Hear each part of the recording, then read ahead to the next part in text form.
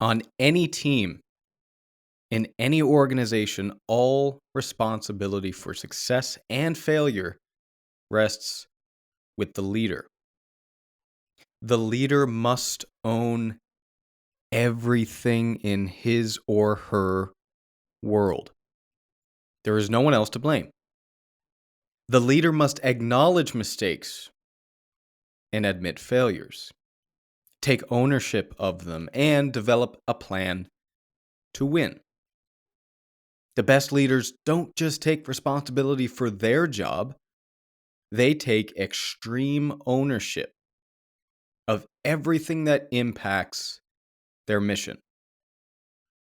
That's a quote from Jocko Willink and Leif Babin, a book called Extreme Ownership: How U.S. Navy SEALs Lead and Win. And I've been reading a lot of leadership books lately. It's just been an area that I've been spending a bit more focus on.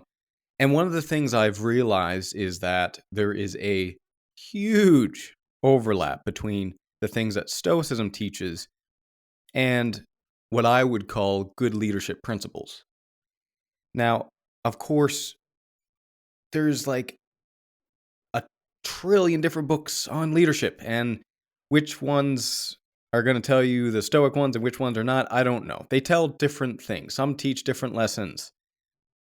But when I'm talking about leadership, I like to go with, well, what I know is going to be successful, and that's what Jocko teaches. I have a lot of respect for this person. If you don't know Jocko, go look him up. I'm not sure if that's a fake name or not. I don't know, but it's a really cool name.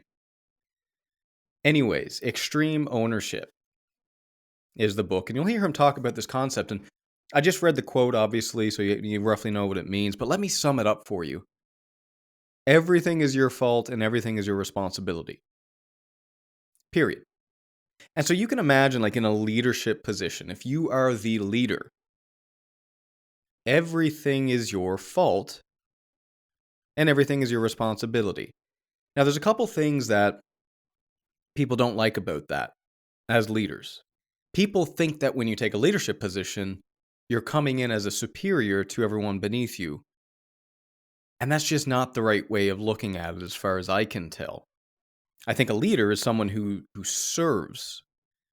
So people think, okay, I will get into a leadership position and I will then be able to force things down my team's throat. I will be able to push my will upon them.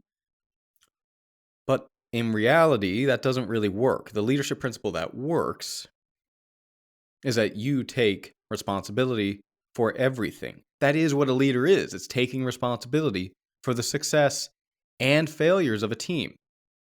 And so the responsibility part, most people, I think, would agree. And let's get real detailed about this. When you sign a job offer for a management position or a leadership position, it very clearly states in there that you're responsible for the results of the team. So that's pretty much non-negotiable. What people tend to have trouble with is the fault thing. So when something is your fault, people don't like that. Especially when it's something like, okay, my team failed because this person over here did not do their job right. Maybe they were negligent. So the team has failed because of this person. And it's very easy for you as a leader to go, well, that's clearly your fault. Like, it's obvious. Everybody knows it's your fault. I know it's your fault. I've seen the whole thing play out and it's your fault. And so leaders have trouble accepting that as a leader, everything is actually your fault. And it's really got me thinking about this connection between fault and responsibility, right? Because you can consider the fact that a lot of things that are not your fault are your responsibility. If you were abused as a child, that's not your fault, but it is your responsibility to fix. And that's how most people like to think about this. And the child thing gets weird because as a child, you don't have a whole lot of agency. In fact, you really don't have a whole lot of agency until you turn like 25. That's when your prefrontal cortex fully develops. And You can actually think rationally. So I don't think you can actually be a Stoic until you're after 25. And I encourage everyone to try their best. But the fact is that you have to use your rational faculties to be a Stoic. And if you don't have those rational faculties, well, guess what? You can't really be a Stoic yet. So it takes until the age of 25 for your brain to fully develop.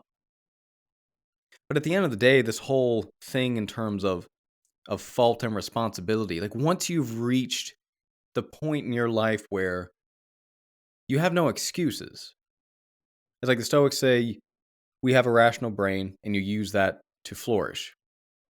And once you reach that, which is gradual, but let's say 25, let's cut it off there. There's a certain point in your life where everything does become kind of your fault. And so I'm going to leave the child thing aside because I would agree. As a child, it's really hard for you to say, okay, that was my fault that happened. But there's a point in your life. It's a gradual point. But let's say 25 years old. You've been through high school. You've been living hopefully on your own for a little bit. You've worked some jobs. Your prefrontal cortex is fully developed. And you have something that the Stoics call agency. Well, at this point in time, you share in fault for everything that happens to you. And man, that kind of sucks, right? Because you think, if everything's my fault, then every bit of suffering that I go through, well, it's my fault. So I'm responsible for my own suffering. And it's kind of a hard pill to swallow. So that's from the Stoic perspective. So we have Jocko Willink, the alpha leader, the really great leader, saying, take responsibility because everything is your fault as a leader. And then you have the Stoics saying, take full agency over your life. Take full control. And now they do say that there's some things not up to you, and we'll get into that in a second. But really, we have a very similar message. You have agency, and you better damn well maximize it. And so let's get into what's not up to you. This is where it gets really, really interesting. The Stoics say, ultimately, you have to accept that there's things not up to you. And one of those things, by the way, if you are a leader, is the actions of your team. You do not have full control over what employee A does, B, C, D, all the way down to Z, or even all the way up to double A's or triple A's. You do not have agency or control over what someone does.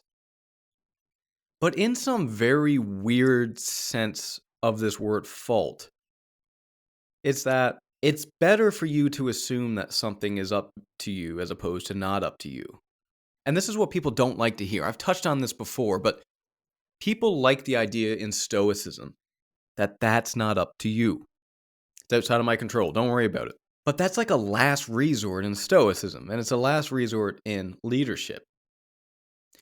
The real answer, the real way forward as a Stoic is to say, I am going to act in the best possible way. I'm going to assume that I have agency over something. And when there's parts of it that I don't have agency for, I'm ultimately going to accept the outcome. But I'm going to work my ass off and I'm going to act in such a way that takes full responsibility and fault over everything that happens in my life. And so let's look at an example here. You're at work and your team member makes a mistake or is negligent. They fail. Now, you as the leader, you are the leader, period. And you say, that person is not up to me. That person failed. It's their fault. How does that sound as a leader? And now let's look at what Jocko would suggest. No. It's my fault that that person failed. Why? Well, I was unaware that they weren't competent for the job, or I didn't ask them to double check, or I didn't have them shadow someone long enough to learn the job better, or I didn't have redundancy in place for me to make sure that if someone made a mistake, it would get caught. I mean, there's thousands of things that you could have done to prevent that. And so the Stoic response, in my hopefully humble and stoic opinion, is that you take full responsibility and fault for everything that happens. Because here's the thing, if you don't do that, problems get ignored, blame gets placed, and you end up not fixing anything. So let's look at these two responses one more time. Bear with me. Okay, no, it's your fault. Employee 375, it's your fault. You made the mistake. What are you going to do as a leader to change that going forward?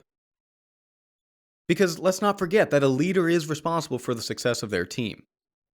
So what are you going to do? Well, you're probably going to fire the person. You might write them up. You might micromanage them like an a-hole for a while. Now, what if you're the other leader? What if you're the leader that says, you know what? This was my fault as a leader.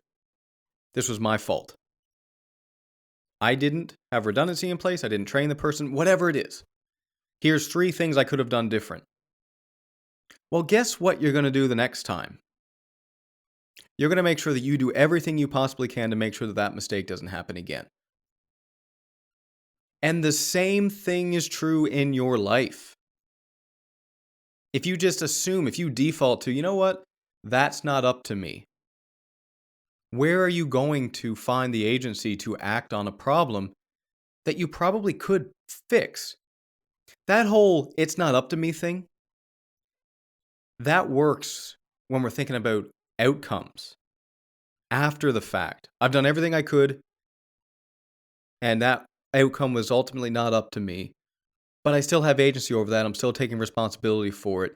Hell, you can even blame it on me because you know what? As a leader, it is actually my fault. I messed up here. So you have failure to take fault and responsibility, and you have full, extreme ownership over what's happening.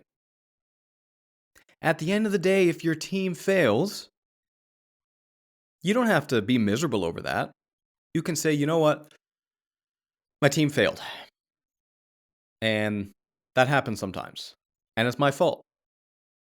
And there's parts of that equation that I have no full control over. But ultimately, I'm the leader, so I'm going to take ownership over that, and I'm going to make corrective actions happen, which helps correct that in the future. And it really gets back to me to something that I try and remind listeners frequently, is that there's a difference between something being literally true and being philosophically true. Literally true is that employee made a mistake, it's their fault that everything failed. Philosophically true is that employee failed, but I also failed more than them. Even greater. My failure is overshadowing their failure. And so, what am I going to do about that?